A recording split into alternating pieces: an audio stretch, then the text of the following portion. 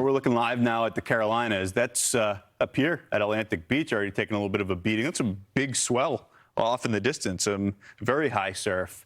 The two states along the entire East Coast that are on greatest alert, the Carolinas, North Carolina especially, a state of emergency is in effect for both Dare County, in addition to, I believe, one outlying area also in that state of emergency. Storm surge and coastal flood warnings, they're in effect. So let's go there. Let's check in with Fox Weather's Katie Byrne live in Nags Head. Katie, you told us about the big number of 85,000 people that had to be evacuated from the county. What's the scene been like just over the past hour or so? We just got that report in. This is holding steady. We know the size of the storm is getting larger. Yeah, Ian, we're waiting for Erin to get closer to land and pummel the Outer Banks. That's where we're on right now.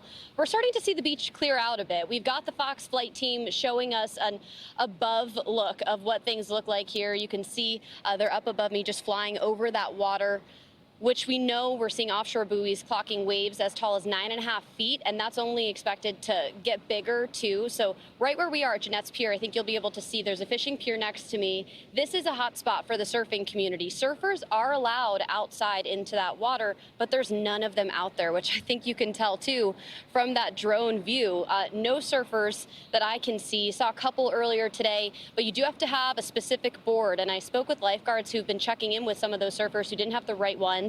They're not allowed to be out there if that's the case. So I think that the thinking is the experts are out on the water, and anyone else really shouldn't be testing their surfing skills in water like this. The surfers that I spoke with too say the best surfing for them is before and after the storm, and not so much today and especially tomorrow when we expect really the worst of the conditions here in this area.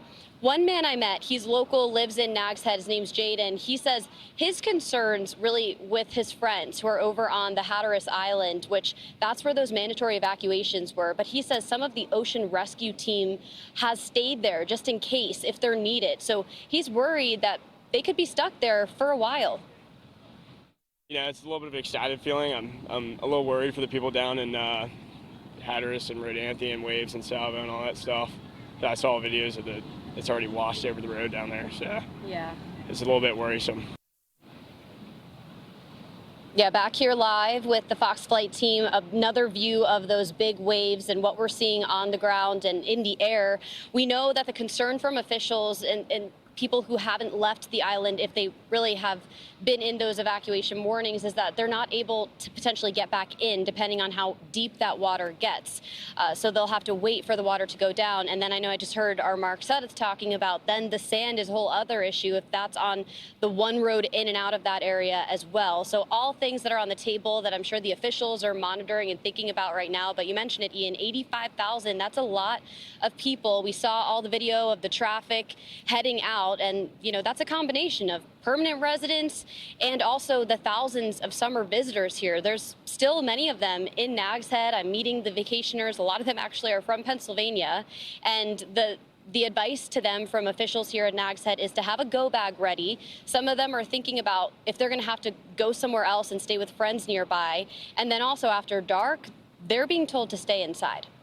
Ian? Yeah, that's good advice as the conditions continue to worsen tonight, probably at their worst first thing tomorrow morning. And we know that you'll be taking us through the storm from there. That's Fox Weather correspondent Katie Byrne. Thank you. Let's get back to that new advisory, the 5 p.m. update from the National Hurricane Center. Erin, still a Cat 2, a high-end one, looks awfully healthy on satellite. We've been mentioning that, even better than where we were at this time yesterday. And just talking with Cody right behind me here in Weather Command, hurricane hunters just left Biloxi, and they're headed toward the storm. I think the NOAA hurricane hunters. Okay, just the Air Force. They're going to be heading in. It's important because we've noted, and the National Hurricane Center has noted, the improved satellite presentation. That doesn't do it like flying into the storm with the hurricane hunters and actually measuring what's going on in there. That's rock solid data, and I think that's what they'll use. Mark Sudduth, if you were with us, mentioned that intermediate advisory, maybe even a special update, who knows, as they get in there and measure what's going on. This core appears to be very well formed once again. That eye It's cleared out at times, and this is a very powerful and large hurricane. So again, we'll be watching for some of those impacts there at the coast. Hurricane Erin, we know it's staying offshore, thankfully. Don't be fooled by that distance for all the reasons that we were just talking about.